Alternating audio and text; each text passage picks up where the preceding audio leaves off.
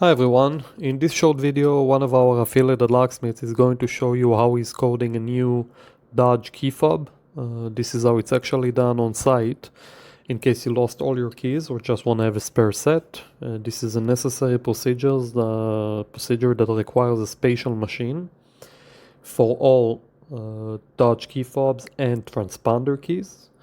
If you have any questions, please comment below and we will answer. Thanks for watching.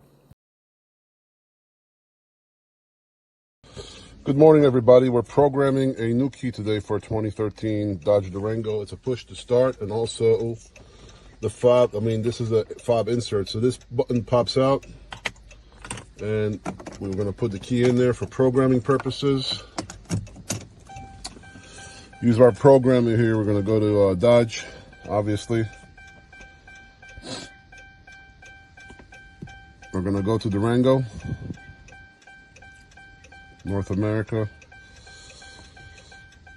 10 to 13. We're going to program the fob key first, the manual key insert. This is a Dodge model Chrysler Jeep. We have to obtain a PIN code so we can read it from the vehicle.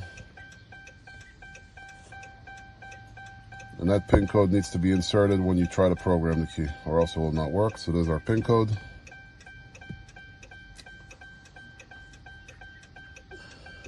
Key learning. There are 4 current keys in this vehicle. This will be number 5.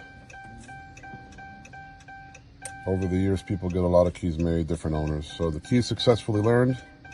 We do not want to learn the next key. Now we want to synchronize the smart key. So we inserted the key into the slot like it's telling us, and now it's learning the push to start feature.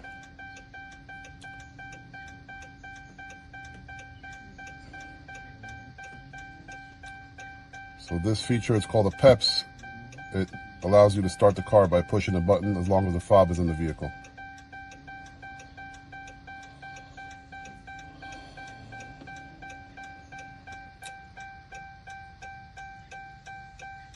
That's it. Job is complete. Buttons work. We are going to take the push to start button and pop it back into the slot here. We'll put our foot on the brake. And there you go.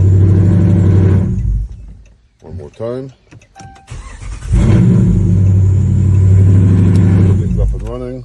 Buttons work. We're good to go. Thanks for watching, guys. 2013 Dodge Durango.